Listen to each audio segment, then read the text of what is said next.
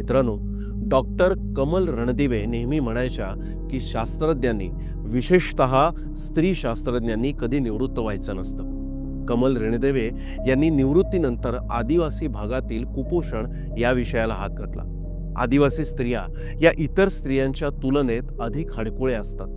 त्यांच्या आहारात मांसाचं प्रमाण अधिक असल्याने त्यांना आवश्यक प्रोटीन्स मिळत असतात. त्यामुळे त्या हडकुळ्या दिसत असल्या तरी काटक असतात. त्यांच्या शरीरात मेदाचं प्रमाण अतिशय कमी असतं आणि याच कारणामुळे त्यांचा कर्करोगापासून बचाव होतो, हे डॉक्टर रणदिवे यांच्या लक्षात आलं. अर्थात कर्करोगाची जी ज्ञात कारणं आहेत त्यापैकी मेद हे एक कारण आहेच. मेद म्हणजे फॅट्स.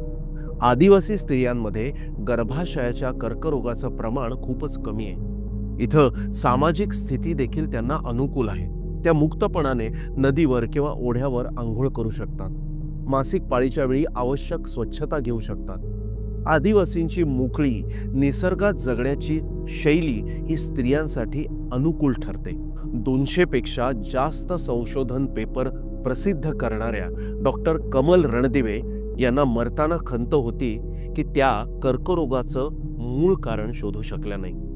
अशा विज्ञाननिष्ठ डॉक्टर कमल रणदिवे यांना आमच्याकडून विनम्र अभिवादन. भारतीय शास्त्रज्ञांची अशीच ओळख करून घेण्यासाठी कुतूहल कारखानाच्या YouTube चॅनलला नक्की सबस्क्राईब करा.